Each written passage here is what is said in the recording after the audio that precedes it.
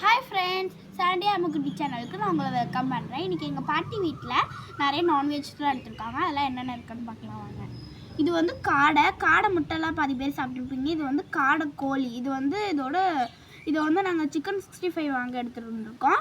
அடுத்து என்னென்னா இது கெண்டை மீன் வந்து நல்லா வந்து அது அவங்க வந்து சுத்தம் பண்ணல. ரெண்டுத்தையுமே எதுவுமே வெட்டி மட்டும் தான் கொடுத்துருக்காங்க. அதனால நம்ம தான் நல்லா வந்து மஞ்சத்தூளும் கல்லுப்பு சில பேர்ல தயிர் போடுவாங்க. தயிர் போட்டு நல்லா க்ளீன் பண்ணுறதுக்கு தான் போடுவாங்க வெண்ணெய்.